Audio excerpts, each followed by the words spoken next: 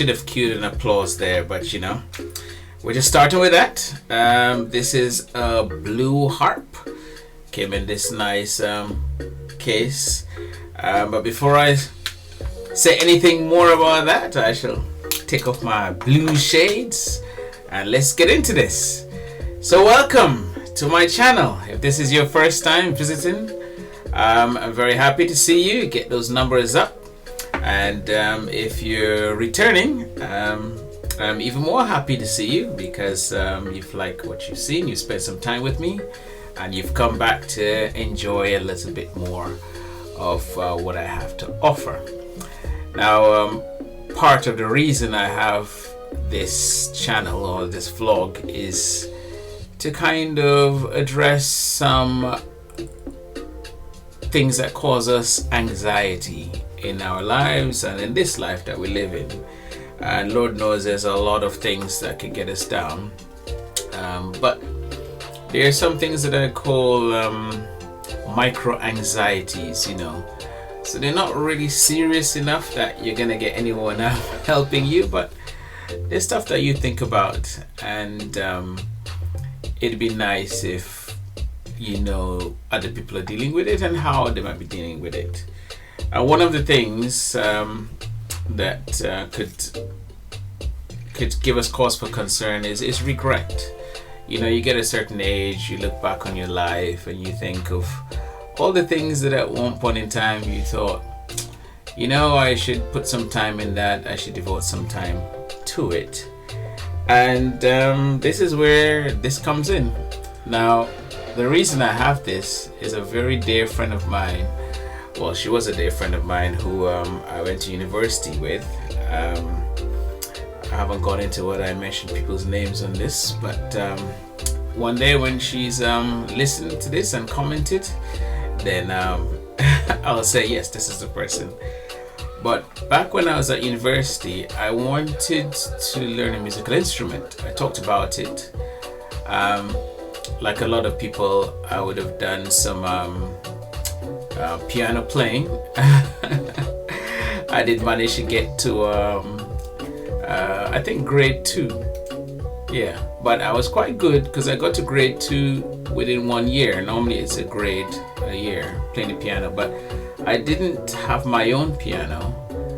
I had to rely on my teacher's piano, so it meant that outside of that hour of class I couldn't really practice, so it just meant I couldn't continue with it. But the thing was, I wanted something musical I could have with me, just roll around, so a harmonica in the back pocket, and I did kind of half look into it, but it wasn't really like a big conviction. I was trying to get a degree and there was lots of studying going on, but this friend of mine was in the general group that we were in, so I'd mentioned it a couple of times. I hope I didn't go on about it.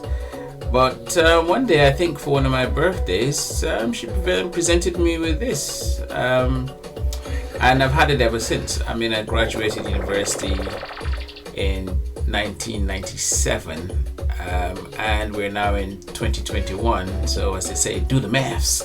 So we're talking like, gosh, nearly 25 years. And of course, I had it. I worked in a bookshop at university, so I think I managed to secure at least one kind of intro to playing.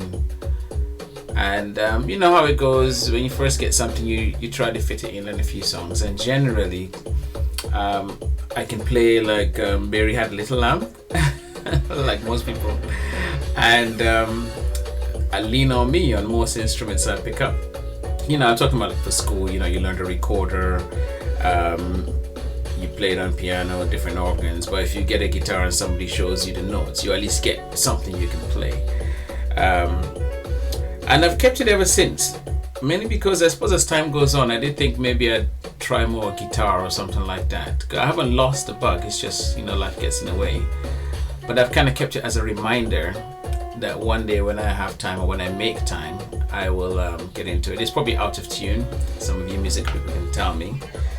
But it's just to say, you might have something like that you've wanted to do and you just for whatever reason haven't had time to get into it like that. So keep the faith. Don't throw it away. Don't give it away. Keep it. And yeah, we'll see. It's funny, inside of this musical case, inside the harmonica, I also have a what Trinidadians might realize, it's a rare $1 note. I think $20. That's another story, but it's good to come across memories of the old times. So I think one of my statement of intent that I will make right here is to actually learn a proper song on this and play it from beginning to end and get all bluesy up in here. And if you have anything like that that's knocking around in some old drawer, maybe get yourself a harmonica as well. But any other sort of musical instrument that you kind of picked up but didn't get to follow through with it, don't forget it. I think it's good if you can just, pick it up and get on with it. And while I'm doing the music, I did have a note on one of my, I did say I was going to try and, make sure I put notes down so that I don't come completely cold into this. But I had mentioned in a vlog before about this radio station called The Archers. Radio program called The Archers. And my note just said put a little more meat on it. So I had to go and watch what I said about it. And I think I just said that I noticed it pimped up their intro music. So The Archers is probably one of the longest running radio programs maybe in the world. Certainly dramas, I can't imagine that people are doing this long, because it's quite niche. So it's a radio drama that parallels obviously life, but set in a farming area of the UK. And although it's fiction, they sort of incorporate a lot of the issues that go with farming. Now, obviously, farming is quite important. In India, there's riots going on, and I want to just pause to remember India, or shout out to them, because as I'm recording this, it's still COVID times. It's April of 2021, and India's just seen a huge spike, ravaged by it. I think it's most observers on it tend to think that they were having a reasonable progress in fighting the pandemic, but as it's happened all over the world, once your numbers are good, a lot of people get complacent. People want to get back to real life, and it seems like there was too much of that going on very quickly. But for a densely populated area, a lot of the cities are really feeling the harshness of them. So we hope they come out of that soon. Now I'm mentioning folks in the Caribbean, we've just had a Mount Soufriere erupt, so that's in St. Vincent. If you don't know, get to know, go Googling. My young sons, I was just introducing them to what islands are, and they know the definitions. I was asking them about examples. Of course, I tell them Barbados and Jamaica is a popular one they'll hear about. All the Trinidadian ones, any ones I can think of off the top of my head. But I'm reminded that another thing on my list is that there's something like 37, let's say 35 to 37 recognized Caribbean islands. If I had to give it a go, I can probably only name 10 of them, 15 at a push.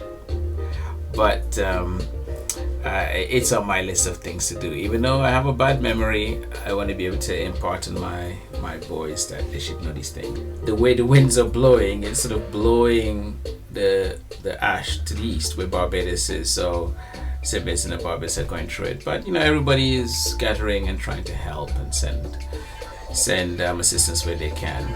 And the rest of the world, it's COVID is a big news, but because the vaccine is rolling out, there's definitely light at the end of the tunnel. And a quick note, I did say I was going to update you. I've been fine. Most people I know who've had the vaccine, at my age, most of them would have only had the first dose, but there are some older folks who've had the second dose, and I know of at least one person who contracted the virus, but this time had no symptoms. And the belief is that because the double dose of the virus is doing its job. So I hope whenever you're listening to this, if it's in the future, we've had such great gains that, you know, this thing is all but eliminated. But if you're listening to this in the next couple of months, I think we'll still be in the thick of it. But most people are getting there, where a large part of their population is being vaccinated. And I hope this is rolled out to third world countries as well. But again, those are the things that you know, cause us to be anxious, cause us to be a bit worried. So I'm just saying all that to say, you know, just don't worry too much about it. We're going in the right direction. So the Archers is where I was.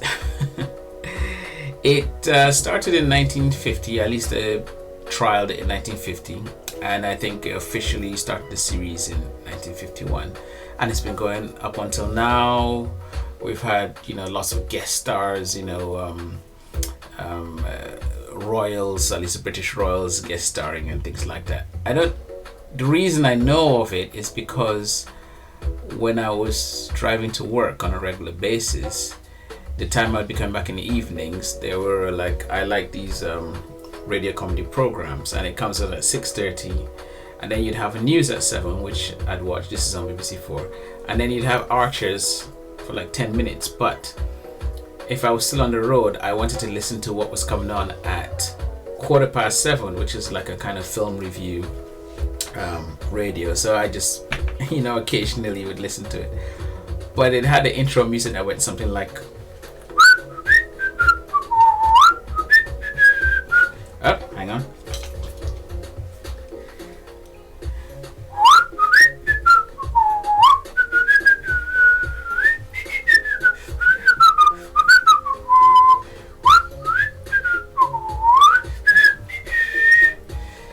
Whew.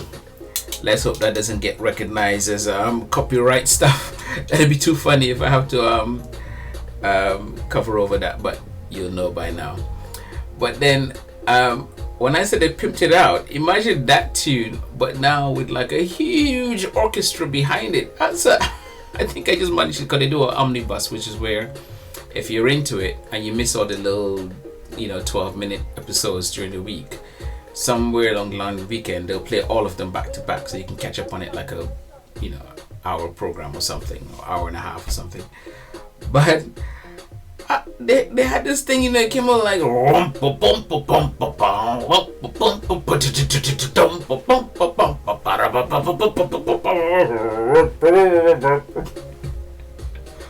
proper song and dance, you know. They upped that budget, man, you know. So it was one of the small things that brought a smile to my face. But now I know that anytime I need a bit of a lift, I shall go and have a listen. I must be able to YouTube it. Just go to the Archers radio program. And farming is, it's another thing that they have challenges now, even outside of COVID. And this leads into things like Brexit and now the Caribbean with the ash, but I wouldn't go into that. I think I'll do one when I talk about, you know, meat eating and food production and whether we can sustain how much we're producing. But for now, I'm going to wrap this up and say, hope you've enjoyed relaxing with me.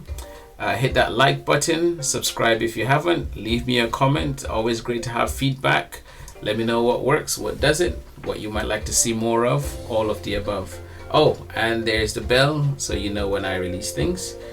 So, as long as it's after 5 where you are, cheers, and